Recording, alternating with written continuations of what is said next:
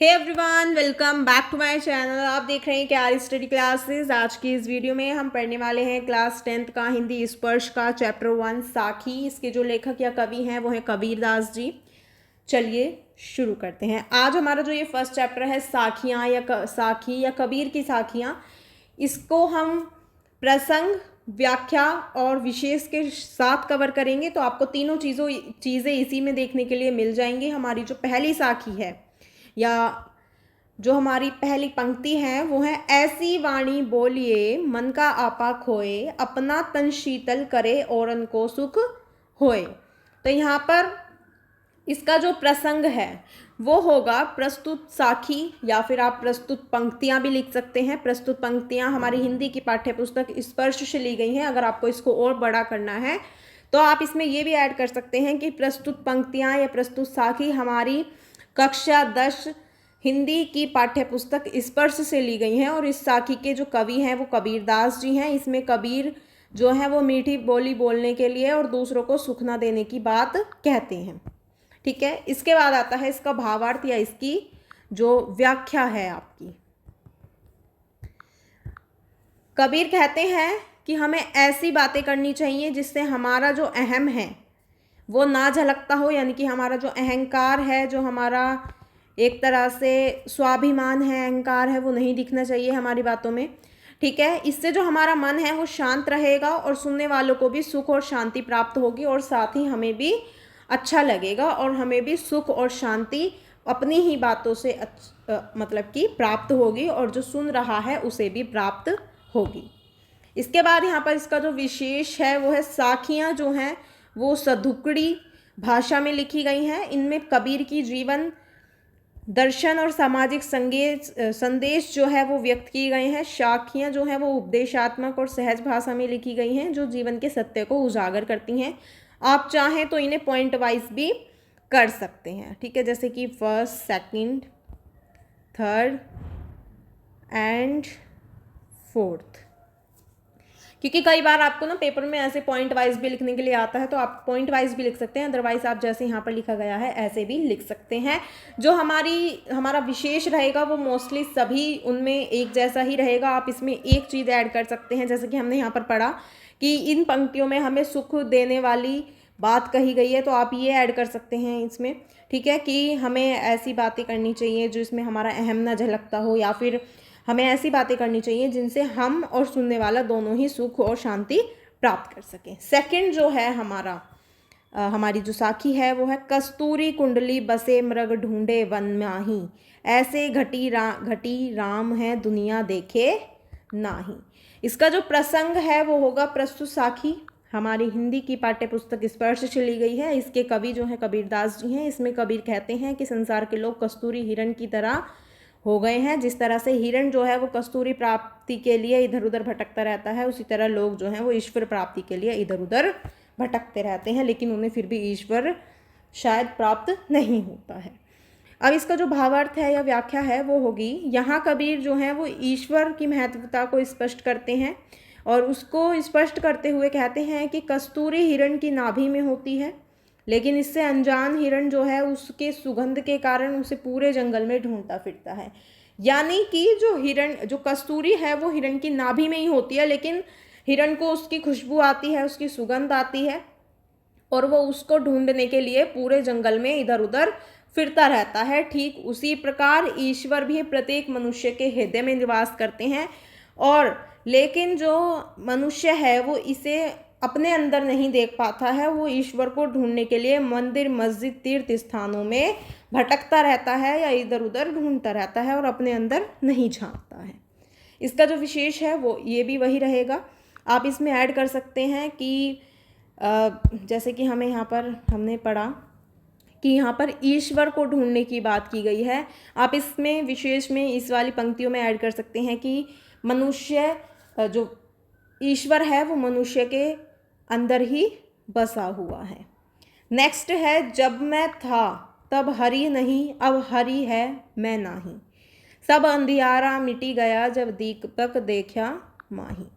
तो इसका जो प्रसंग है वो होगा, प्रस्तुत साखी हमारी हिंदी पाठ्य पुस्तक स्पर्श से ली गई है और इस साखी के जो कवि हैं वो कबीरदास जी हैं। इसमें कबीर जो हैं वो अपने मन में अहम या अहंकार के मिट जाने के बाद मन में परमेश्वर की वास की बात कहते हैं। यानी कि जो कबीर हैं वो अपने मन में जो अहंकार है उसको मिटा देने के लिए कहते हैं और वो कहते हैं कि हमें अपना अहंकार मिटाकर परमेश्वर को इसमें बसाना चाहिए। यहाँ पर जो इसका व्याख्या होगी वो ये है, यहाँ कबीर कह रहे हैं कि जब तक मनुष्य के मन में अहंकार होता है तब तक उसे ईश्वर की प्राप्ति नहीं हो सकती, और जब उसके अंदर का अहंकार मिट जाता है तो ईश्वर की प्राप्ति स्वयं ही या अपने आप ही हो जाती है। ठीक उसी प्रकार जैसे दीपक के जलने पर उसके प्रकाश से जो अंधियारा है वो मिट जाता है, और यहाँ अहम का प्रयोग अंधकार के लिए और दीपक का प्रयोग ईश्वर के लिए किया गया है। यानी कि जब दीपक हम जलाते हैं तो उसके उजाले से या उसके प्रकाश से जो अंधेरा है वो अपने आप ही मिट जाता है, उजाला हो जाता है। उसी प्रकार जब हम अहंकार को हटा देते हैं तो हमें ईश्वर की प्राप्ति हो जाती है। और यहाँ पर जो अहंकार का प्रयोग है वो अंधकार के लिए किया गया है और दीपक का प्रयोग ईश्वर के लिए किया गया है। नेक्स्ट यहाँ पर आप विशेष में सबका विशेष सेम रहेगा, आपको पंक्तियों के अनुसार थोड़ा बहुत कुछ आप ऐड कर सकते हैं। जैसे कि इन पंक्तियों से आप ऐड कर सकते हैं कि यहाँ पर अहंकार को मतलब कि जो अहंकार का प्रयोग है वो अंधकार के लिए किया गया है और दीपक का प्रयोग ईश्वर के लिए किया गया है। इस तरह से आप इसमें ऐड कर सकते हैं। नेक्स्ट है, सुखिया सब संसार है खाए अरु सोवे, दुखिया दास कबीर है जागे अरु रोवे। प्रस्तुत पंक्तियाँ हमारी हिंदी पाठ्यपुस्तक स्पर्श से ली गई हैं। इस साखी के जो कवि हैं वो कबीरदास जी हैं। इसमें कबीर जी अज्ञान रूपी अंधकार में सोए हुए मनुष्य को देखकर दुखी हैं और रो रहे हैं। व्याख्या, कबीरदास के अनुसार ये सारी दुनिया सुखी है क्योंकि ये केवल खाने और सोने का काम करता है। ठीक है, इसे किसी भी प्रकार की चिंता नहीं है। उसके अनुसार सबसे दुखी व्यक्ति जो हैं वो है और जो प्रभु के वियोग में जागते रहते हैं, उन्हें कहीं भी चैन नहीं मिलता, वे प्रभु को पाने की आशा में हमेशा चिंता में रहते हैं। यानी कि कबीर जो हैं, जो कबीरदास जी हैं, जो कबीर हैं, वो कहते हैं कि यहाँ पर जो सबसे ज़्यादा सुखी इंसान है वो सिर्फ वो व्यक्ति है जो खाता है और सोता है, क्योंकि उसे किसी भी प्रकार की चिंता नहीं है। वो उठता है, खाता है, सोता है, फिर उठता है, फिर खाता है, फिर सो जाता है। उनके अनुसार सबसे ज़्यादा जो दुखी व्यक्ति है वो है जो प्रभु को बहुत ज़्यादा मानता है, प्रभु के वियोग में यानी कि प्रभु के ना मिलने पर वो जागता रहता है, उसे कहीं भी कभी भी चैन नहीं मिलता है, वो प्रभु को पाने की आशा में हमेशा चिंता में रहता है। इसमें आप कह सकते हैं कि विशेष में कि यहाँ पर प्रभु को पाने की बात की गई है। बिरह भुगम्बम तन बसे मंत्र ना लागे कोई, राम वियोगी ना जीवे जीवे तो बोरा होई। यहाँ पर प्रसंग जो है वो हमारा है, प्रस्तुत साखी जो है वो हमारी हिंदी की पाठ्यपुस्तक स्पर्श से ली गई है और इस साखी में कबीरदास जी कहते हैं कि ईश्वर के वियोग में मनुष्य जीवित नहीं रह सकता है, अगर रह भी जाता है तो वो पागल हो जाता है। यहाँ पर जो व्याख्या है, जब किसी भी मनुष्य के शरीर के अंदर अपने प्रिय से बिछड़ने का सांप बसता है तो उस पर कोई मंत्र या दवा असर नहीं करती है। ठीक उसी प्रकार राम यानी ईश्वर के वियोग में जब मनुष्य भी जीवित नहीं रहता है और अगर जीवित रह भी जाता है तो उस स्थिति में वो पागलों जैसा हो जाता है, क्योंकि उसे ईश्वर को मतलब वो ईश्वर चाहता है कि उसे ईश्वर मिल जाए, लेकिन ईश्वर उसे नहीं मिलते हैं। इसका जो विशेष है वो आप कह सकते हैं कि यहाँ पर ईश्वर को पाने की बात की गई है और ईश्वर ना मिलने पर जो व्यक्ति है वो पागल हो गया है। निंदक नेड़ा राखिए आंगनी कुटी बधाई, बिन सामण पानी गिना बिना निर्मल करे सुभाई। यहाँ पर जो प्रसंग है, प्रस्तुत साखी हमारी हिंदी की पाठ्यपुस्तक स्पर्श से ली गई हैं और इस साखी के जो कवि हैं वो कबीरदास जी हैं। इसमें कबीरदास जी निंदा करने वाले व्यक्तियों को अपने पास रखने की सलाह देते हैं ताकि आपके स्वभाव में सकारात्मक परिवर्तन आ सके। यानी कि जो व्यक्ति निंदा करता है आपको उसे अपने पास रखना चाहिए और उसे वो सलाह देते हैं कि आपको ऐसे व्यक्तियों को अपने पास रखना चाहिए ताकि आपका जो स्वभाव है उसमें सकारात्मक परिवर्तन आ सके। यहाँ पर जो हमारी व्याख्या है वो है, संत कबीर जो है वो कहते हैं कि निंदा करने वाले व्यक्ति को हमेशा अपने पास रखना चाहिए, हो सके तो उसके लिए अपने पास रखने का प्रबंध करना चाहिए, ताकि हमें उसके द्वारा अपनी त्रुटियों को हम सुन सकें। यानी कि जो हमारे अंदर बुराइयां हैं वो हमें हमारे मुंह पर ही बता देगा, और हमें त्रुटियों को हम उसकी सुन सकें, वो हमें बता दे, और हम उन चीज़ों से, जो बुरी चीज़ें हैं उनसे दूर हो सकें। इससे हमारा जो स्वभाव है वो साबुन और पानी की मदद से मतलब कि मदद के बिना ही निर्मल हो जाएगा। यहाँ पर आप जो इसका विशेष है वो सेम रहेगा, बाकी आप इसमें कुछ इस तरह से ऐड कर सकते हैं कि ऐसे व्यक्ति को अपने पास रखना चाहिए, यानी कि संत कबीर कहते हैं कि ऐसे व्यक्ति को अपने पास रखना चाहिए जो आपकी त्रुटियां आपको गिना सके। पोथी पढ़ी पढ़ी जग मुआ, पंडित भयान कोय, एके अशिर पीव का पढ़े सुपंडित होए। इसका जो प्रसंग है वो इस साखी में कबीर जो हैं वो कहते हैं कि पुस्तक ज्ञान को महत्व ना देकर हमें ईश्वर प्रेम को महत्व देना चाहिए।